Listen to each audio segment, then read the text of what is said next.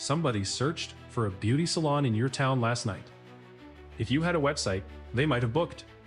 If you did not, they booked somebody else, and you will never know. The fix takes 3 minutes, and there is no card and no trial to cancel. I am not going to speed anything up, so you can see how long each part genuinely takes. A few lines about the salon: what you do, where you are, and how to reach you. No account, no card, no download.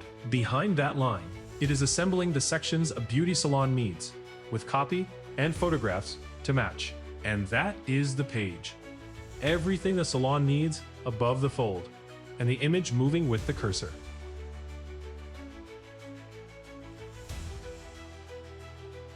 Change the color and the whole salon moves with it, in about a second.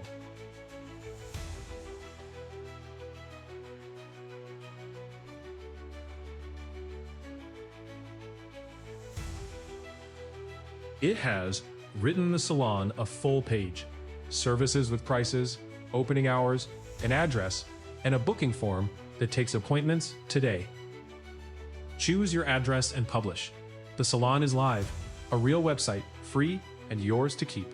Here is where the money actually is.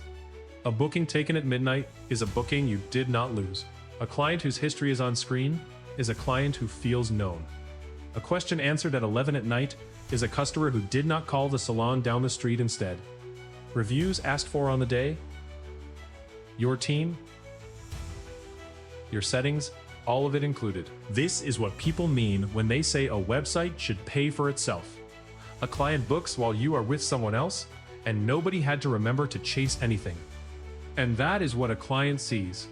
It behaves on a phone, the pictures suit a beauty salon, and the booking form at the bottom is real. That address belongs to the salon, so it can go on a card, a window, or the side of a van.